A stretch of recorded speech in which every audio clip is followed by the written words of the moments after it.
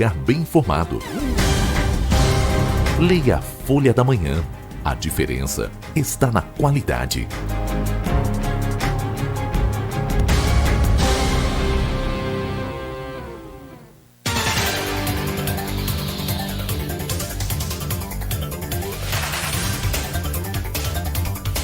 Voltamos com Folha no Ar, primeira edição, 8 horas e 4 minutos. A presença do Felipe Quintanilha, também do Arnaldo Neto. E, Felipe, falar um pouquinho dessa situação toda que tem impressão que te incomoda muito como pessoa, claro, porque ninguém gosta de ser ameaçado, né? Não é uma gracinha, né? Não é uma piada. Não é. Ameaça não é uma piada e não é... Eu gosto dos meus amigos, adoro, mas não é... Perder a privacidade não é uma coisa bacana. Eu adoro meus amigos que andam comigo, não, claro. Meus amigos, mas ter que andar sempre com amigos não é assim, o tempo todo, né? Perde um cadinho da privacidade, deixa a gente um pouco mais tendo que se limitar. É muito complicado. Eu já falei isso algumas vezes.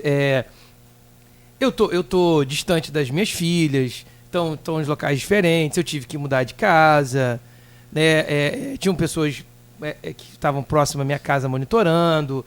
Enfim, existe uma mudança de rotina significativa na minha vida nessas últimas semanas. Isso está acontecendo. Eu recebo ameaças indiretas há muito tempo, né? E de mais próximo para cá, especialmente de 2 semanas para cá, isso se intensificou de uma forma muito que aí sim assustou. Eu fui registrar mais uma ocorrência, assim, ficar mais drástico, para deixar claro, não uma ameaça a mim só, uma ameaça ao sistema. Né? A Globo fez uma cobertura muito interessante, Globo Rio. O Fachel fez uma cobertura, chamou o especialista de segurança falando sobre isso. Ele falou muito sobre isso, quanto que isso é para o sistema. Não é só uma discussão sobre o Felipe Quintanilha, não.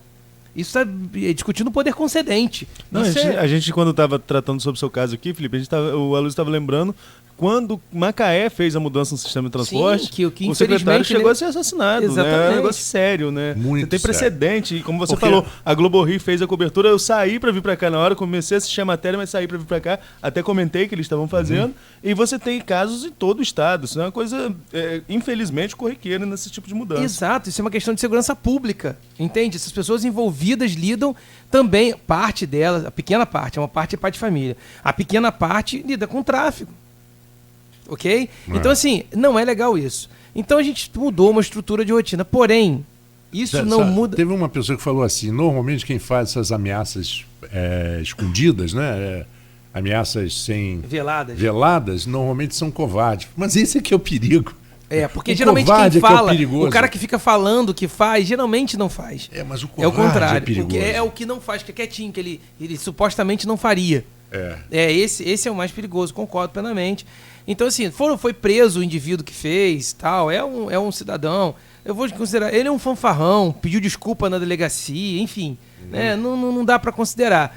Porém, não é ele o caso. Ele foi um que estava lá, mandou um monte de áudio lá que a gente já sabe. Mas há 9 meses atrás, quando a Bruna Cavalli, da jornalista da Inter TV aqui, fez uma matéria gigante junto ao cinegrafista, ela entrou em lotadas, viu como é que é, inclusive da galera lá da Campos Torão da Barra. Sim. Ela entrou nos carros, não sei se você vai lembrar, Arnaldo, também. Ela fez um relato, ficou na Globo, apareceu uma matéria legal, bacana. Então isso não é de hoje. A diferença é que intensificou muito. Mas isso não muda nada na minha dedicação. Pelo contrário, né? Eu fiz diferente agora. Eu estou ainda mais na linha de frente, né?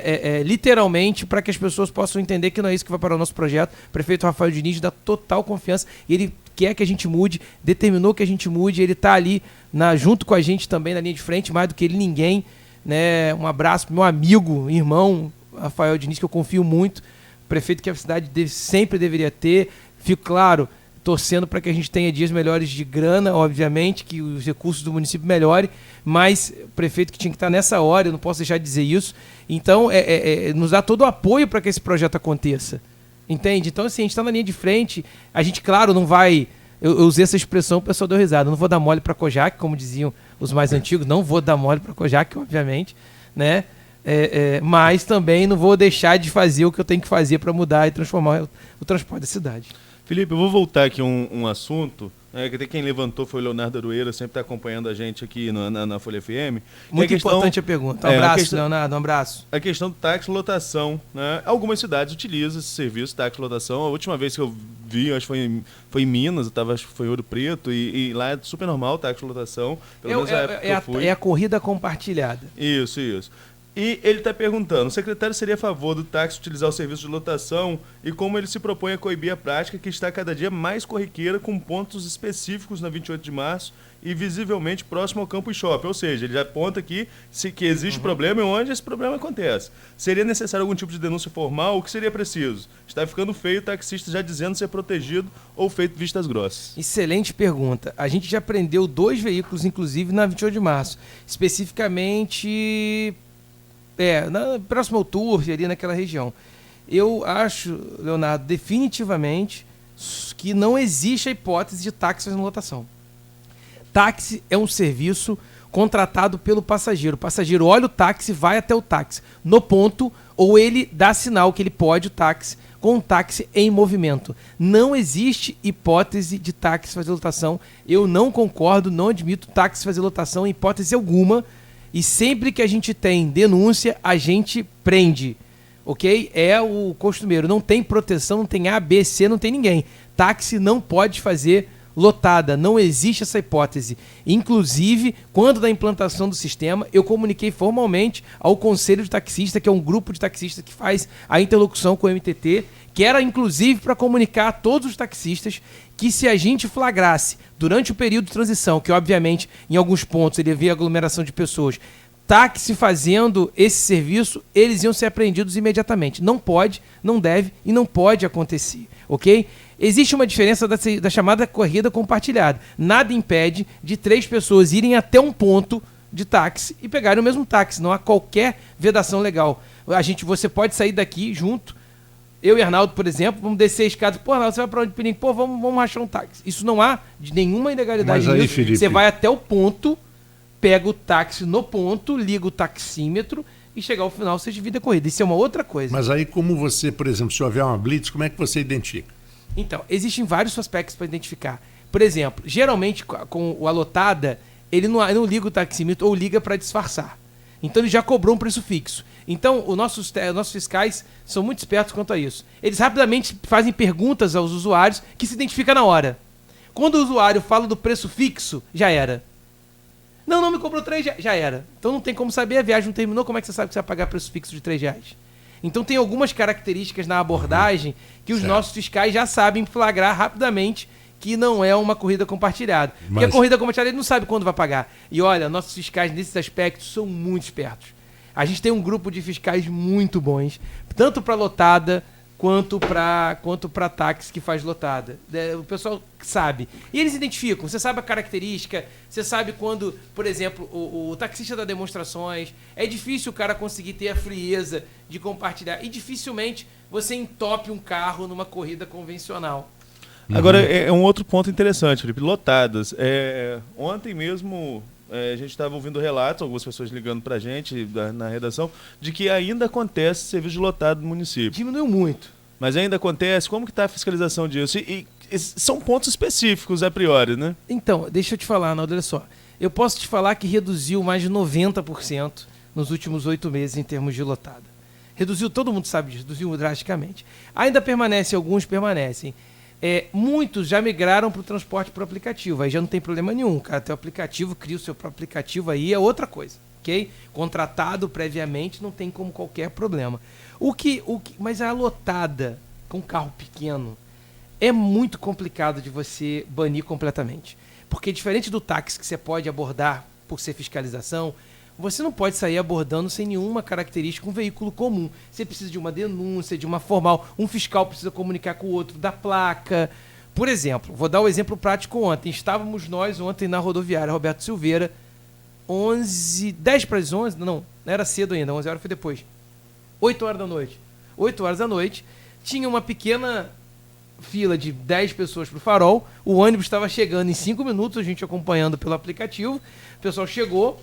Um indivíduo se encaminhou pela fila do Farol, começou a conversar, de repente saiu junto com ele 4 pessoas. Caminhando, eu falei, lotada.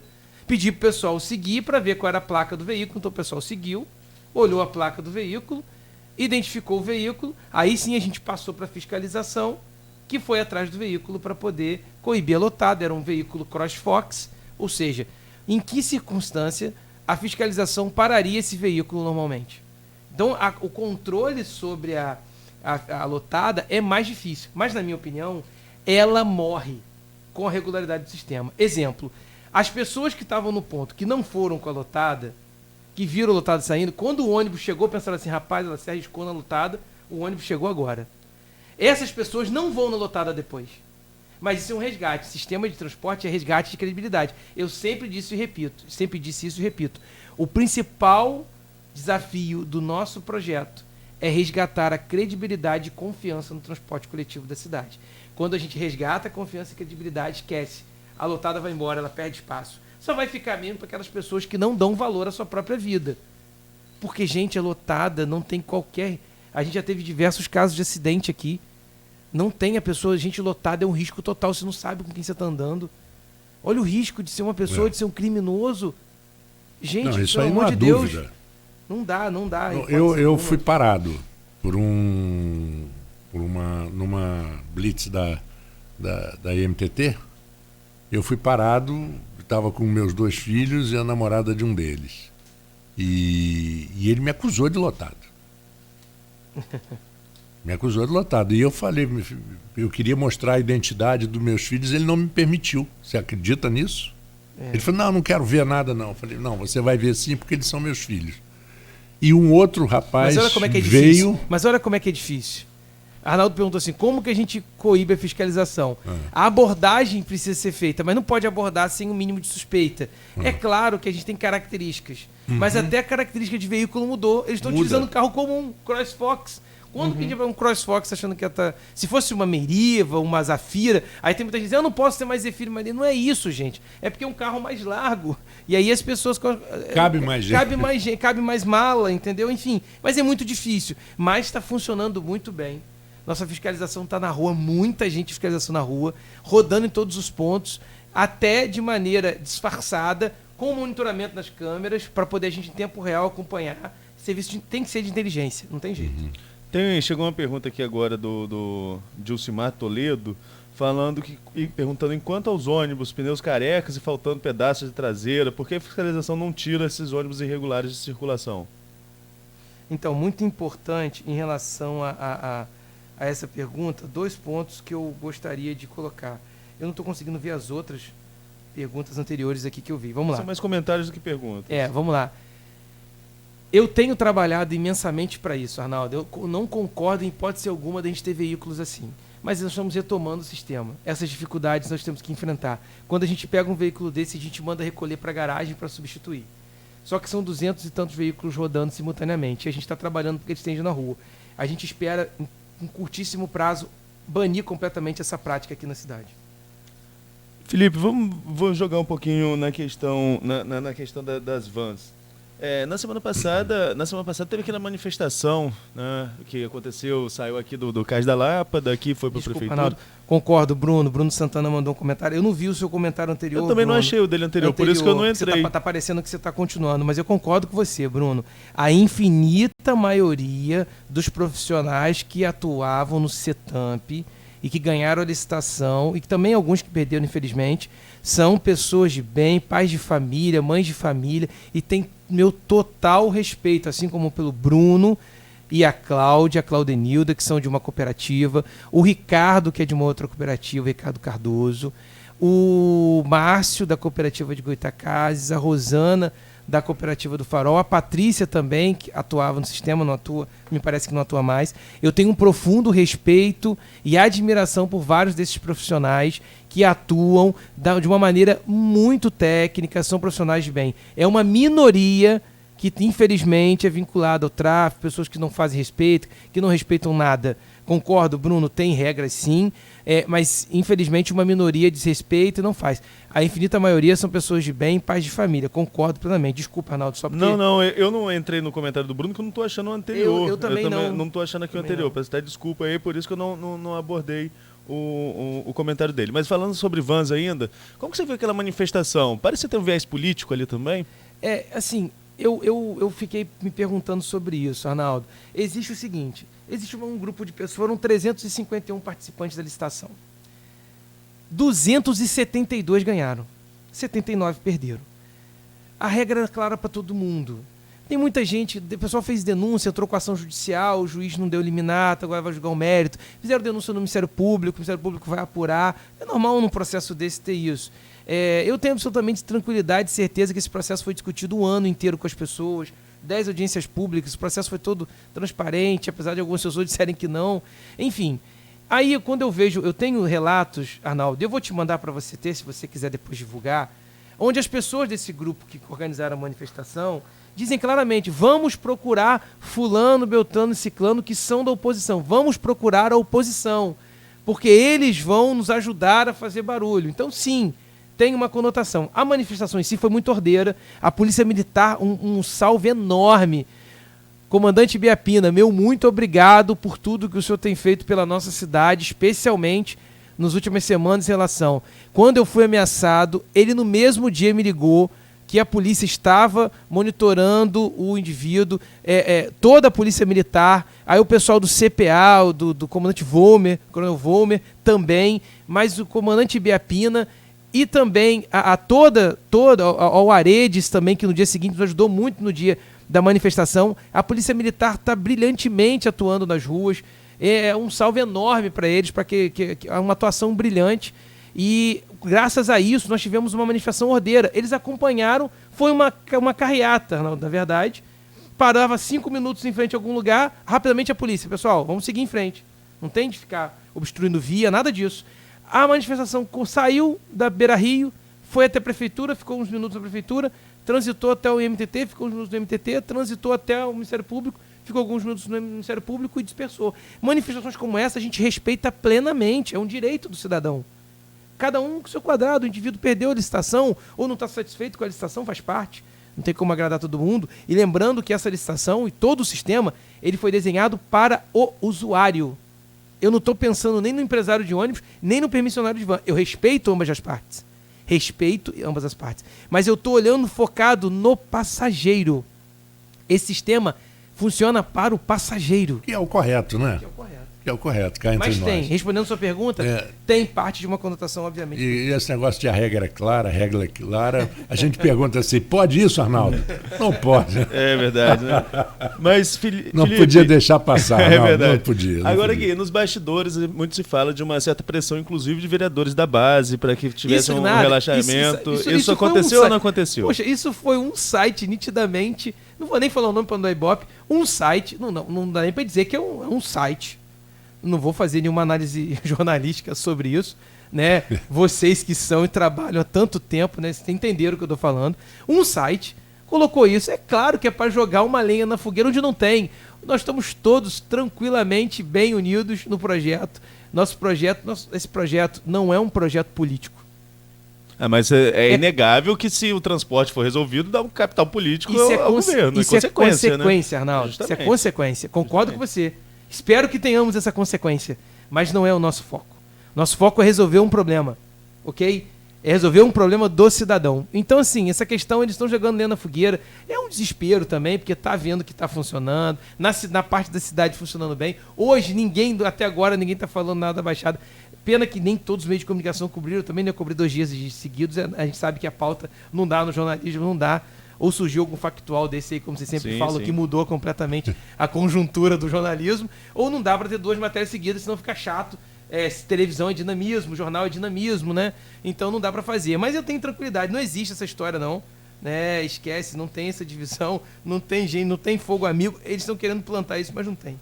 Felipe, e com relação, voltando à questão de ônibus sucateados, que chegaram mais comentários sobre isso aqui pra gente, como que faz para denunciar isso? Como que faz para denunciar isso? A pessoa tem algum canal de comunicação direto com o MTT? No site da prefeitura dentro do novo sistema de transporte, tem um canal de comunicação lá, informado. Tem um canal tanto via WhatsApp, que vai ser divulgado maciçamente a partir de amanhã.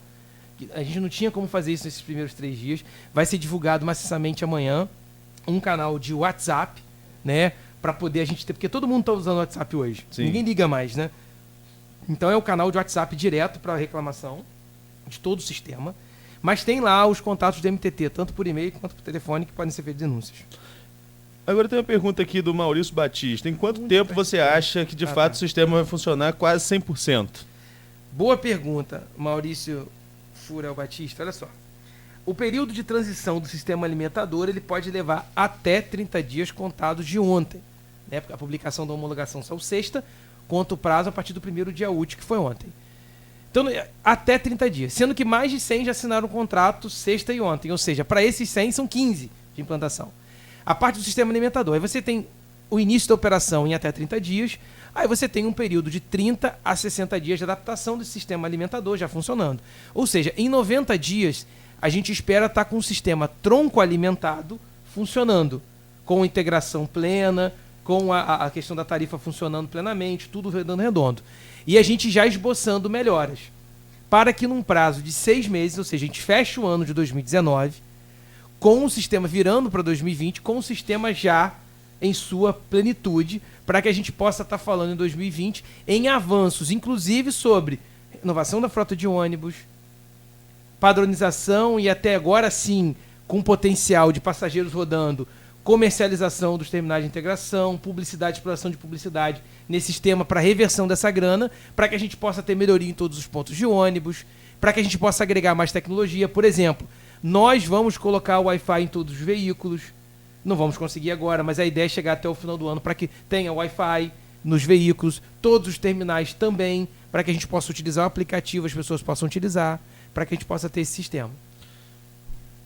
Ok? Então, assim, nós temos toda uma tecnologia para envolver nesse sistema para que a gente possa fazer com que ele funcione. Lembrando que, então, respondendo a pergunta dele maciçamente, em até 90 dias o sistema tronco alimentado tem que estar em funcionamento e a gente chega até o final do ano com ele na sua plenitude. Felipe, o sistema prevê aí, como você mesmo falou, foram 200 e quantos de vans e micro-ônibus? 235. E tem os reservas. Sim, cerca de 40 em cada reserva. Certo. 30 e tantos, 37, eu acho. Em quanto tempo essa licitação tem validade para esses reservas aí? Ela é... Enquanto vigorar o contrato. Enquanto vigorar a permissão, de até 10 anos. De até 10 anos, Isso. né? E em que situação algum permissionário poderia perder essa linha que ele está atuando? Exemplo, pode ser que ele já perca no início, se ele não cumpriu o prazo para assinar o contrato, depois o prazo para apresentar o veículo. Ele tem até 15 dias a partir da publicação para assinar o contrato e até 15 dias depois de assinado o contrato para apresentar o veículo. Se ele não apresentar ou não assinar o contrato, ele já perde automaticamente. Eu tenho que publicar uma vacância e chamar os subsequentes do cadastro de reserva. Outra hipótese, começou a operar o sistema. Uma advertência, depois multa, depois suspensão. Depois da suspensão é imediata cassação. Ou seja, ele tem várias formas de sair do sistema sendo excluído por caducidade da sua permissão. Existe algum incentivo, Felipe, para um concessionário, por exemplo, investir na melhoria do seu equipamento, dos seus carros? O incentivo é um contrato de garantia de 10 anos que ele nunca teve. Prorrogáveis por mais 10. E que isso lhe facilita, por exemplo, financiamentos. Exatamente. Hoje ele financia um carro... Inclusive a juros baixos. Hoje ele financia um carro, um juro absurdo, um juro de financiamento de carro particular. Ele não tem garantia, ele chega lá, não sou do transporte, sei o que, transporte alternativo. Qual documento você tem? Não tem documento não. Ele mostra a portaria, não, a portaria está vencida. Aí ele faz um financiamento com uma taxa de juros enorme. Agora não, agora ele é permissionário do sistema. Eu faço parte do transporte coletivo. Eu tenho um contrato assinado de 10 anos. Além disso, eu tenho uma bilhetagem eletrônica que pode ser dada em garantia do pagamento. É outra realidade de dignidade. É um colateral. Exato. Muito forte, né? Forte, porque os financiadores, os bancos e tal, eles sempre buscam uma garantia. Exatamente. Ou um avalista, ou um colateral, alguma coisa nesse sentido. Exatamente, perfeito. Agora, quando o Marco fala de crédito, também é importante a gente frisar aqui que teve tem uma história ainda muito mal contada, digamos assim, que é alvo da CPI, mal contado por isso, né, que é a questão do Fundecam para ônibus. E agora nessa linha para esses permissionários, o Fundecam não se pensou em criar nada direcionado a eles? Primeiro que a gente não tem grana. Se a gente não tivesse os 400 milhões que estão voando do Fundecam, a gente poderia fazer alguma coisa, mas esses 400 milhões voando, não tem como fazer nada. Não deu certo com ônibus. repetir essa experiência era temerário, do ponto de vista de política pública. Você há de concordar comigo que repetir seria temerário. Apesar da gente ter que, se tivesse grana, poderia ser um incentivo. A gente tem linhas de crédito no Fundecam para empreendedor, microempreendedor, linhas pequenas que podem ser utilizadas para inovação em vários aspectos pelos permissionários, mas são linhas pequenas de crédito, não vai ser para compra do veículo. De veículo. Agora aqui, o Dulcimar está fazendo alguns comentários aqui, não dá para a gente reproduzir todos, até por questão de tempo, mas ele puxa um assunto que eu queria... eu queria voltar no anterior. As redes sociais já estão denunciando, cadê a fiscalização já, com relação à questão de ônibus. Felipe, ser governo num período desse de rede social bombando, um projeto que prevê essa integração com o aplicativo, como que está sendo essa experiência? É uma experiência muito legal, Arnaldo. Cara, assim, não tem outra expressão para te falar. A gente está empolgadíssimo com esse projeto. A gente está numa adrenalina enorme, virado nos 600, literalmente. A gente fala, não tem outra expressão para falar isso. Muito tesão nesse projeto. Não tem como falar diferente. Por quê? Porque é muito novo trazer para Campos o que nunca teve em termos de tecnologia. Você fez uma associação perfeita. A gente está trazendo tecnologia numa era de rede social, jogando isso tudo dentro do transporte, um sistema caótico que nunca teve nada e que não funciona. É uma revolução. Então a gente sabe que as redes sociais, às vezes, poucas pessoas ficam ali maciçamente replicando comentários, nem todo mundo fica naquela participação. Dificilmente quem está satisfeito, eu vou pegar aqui e vou ali colocar na rede social que tá funcionando. É o contrário, só coloca ali quem não tá. Mas é bacana. A gente está tentando fazer uma estrutura de comunicação atrelada a isso. Tem uma galera nossa da comunicação que trabalha nas redes sociais, você sabe disso. As redações fazem isso, obviamente, que lidam com isso. O jornalismo mudou muito, é mutacional demais esse trem. É mutacional demais, né? Eu poderia te fazer essa pergunta, o que você acha, né, de termos de jornalismo? Porque é surreal. Pra gente que não é jornalista, assim, é técnico, é gestor, eu acho maneiríssimo isso. Ainda que seja pro cara reclamar, pro cara até reclamar sem razão às vezes, eu acho esse espaço magnífico, entendeu? Porque você cria uma possibilidade de interação nunca antes vista. Por exemplo, tem um camarada que tá nas redes sociais monitorando todos os veículos do aplicativo. E ele só aponta sem linha, tá fora do trajeto. Mas eu acho muito legal isso. Apesar dele só falar dos problemas, mais de 80% de taxa de acerto no aplicativo, tem milhares de downloads já, passando da segunda dezena de milhares já aí, e ele só olha isso. Mas é legal, porque ele tá me ajudando. Ele fica colocando lá, eu vou lá, galera, tá aqui, ó, vamos lá, galera, vamos olhar, vamos ajudar, vamos monitorar esse internauta. Não pode chamar, tem gente chamando de outro nome aí, quem usa rede social na internet. Eu chamava de internauta antigamente, agora sei lá como é que é o nome desse trem. Monitora esse internauta aí que ele tá ajudando a gente, olha que legal.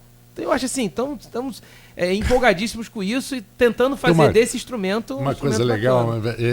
Eu morei em São Paulo, eu morava num bairro chamado Perdizes e precisava ir na Polícia Federal, estava sem carro, precisava ir na Polícia Federal, fica lá no final da Lapa, já quase lá na Marginal, e um amigo meu falou assim, rapaz, para que você vai pegar táxi, vai pagar R$50 de táxi? Eu falei, mas não tem outra alternativa.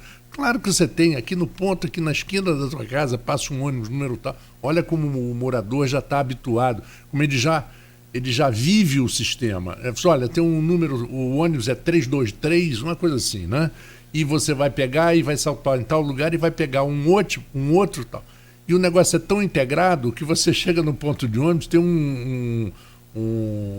uma espécie de um placar assim eletrônico que vai dizendo o ônibus 323 está a 3 minutos do ponto. Você pode marcar no relógio que em 3 minutos ele está no ponto. É impressionante isso. Marco, eu concordo plenamente. A gente tem uma etapa prevista no projeto que é uma evolução para Campos ter todo o sistema das suas, vão ser mais de 140, aproximadamente 140 linhas. Mas isso tem mais de 15 anos sendo feito em São Paulo, não foi da noite para o dia. O que acontece? São mais de 140 linhas que vão ficar aproximadamente distribuídas a partir do sistema...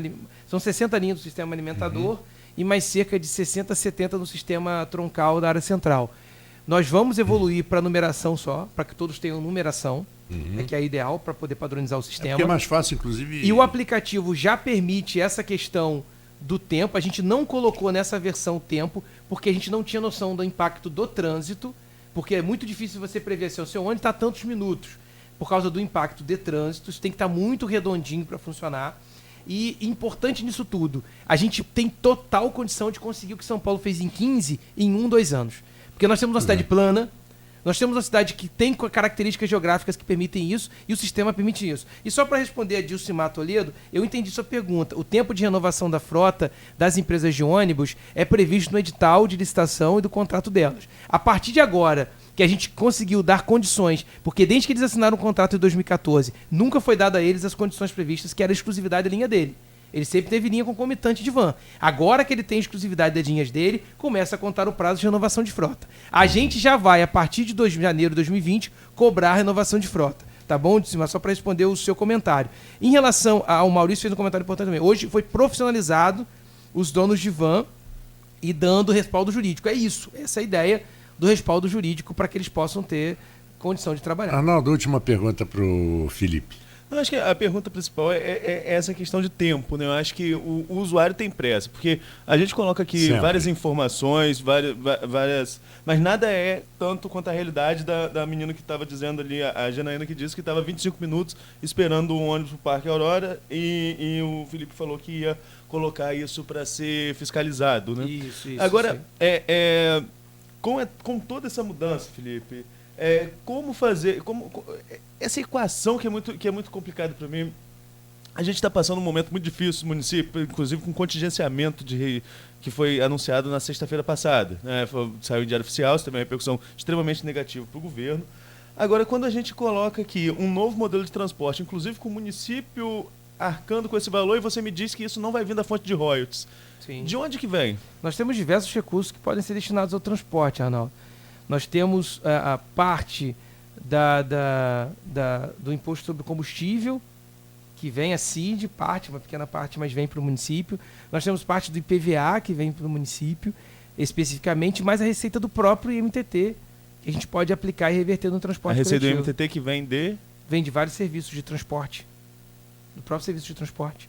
Certo. Vários recursos assim. Agora, falando em número, tem um valor? Quanto que se planeja para essa área, até mesmo pensando em orçamento? Nós estamos em período de discussão de orçamento do município, pensando em orçamento. A gente já previu isso orçamentariamente, mas é temerário falar assim em público, antes do sistema estar funcionando, impactos de valores. Isso pode variar inicialmente 200, 300 mil reais, até 800, 1 milhão, num período de até um ano por mês. Mas assim, são valores que variam muito de acordo com a utilização. Então a gente tem toda uma programação que a partir da implantação será feita, entendeu? É todo um complexo. E só assim, aproveitando, sei que você não me perguntou, o Bruno, que é presidente de cooperativa, está fazendo uma pergunta, eu já respondi isso para ele, mas é bom responder publicamente. Por que a transição não foi feita na forma mais tranquila? Tendo em vista que são mais de 600 homens e mulheres que levam seu sustento para casa e já estão parados há 4 dias. Para os que assinaram o contrato, por que não podem fazer vistoria dos veículos? Vamos lá, Bruno. Você sabe muito bem, você estudou o contrato, o edital mais do que ninguém. Ele é permissionário? Ele é permissionário, é presidente de cooperativa e ganhou a licitação.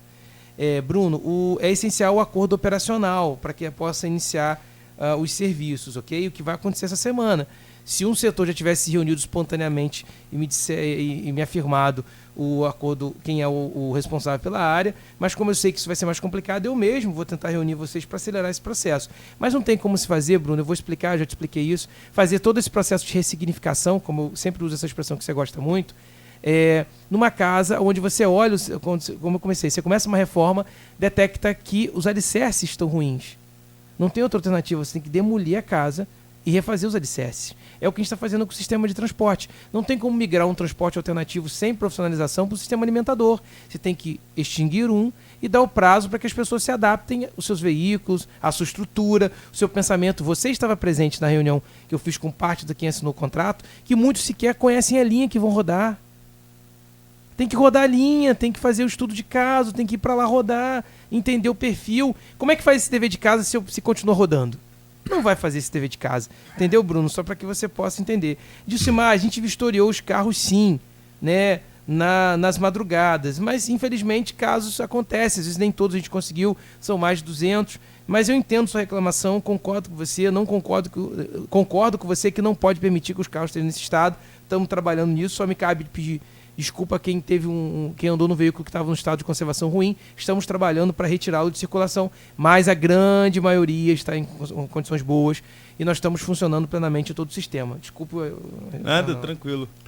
Bom, são 8 horas e 39 minutos. Felipe, com você, se deixar, vai até as 10. Não, e a participação do público também.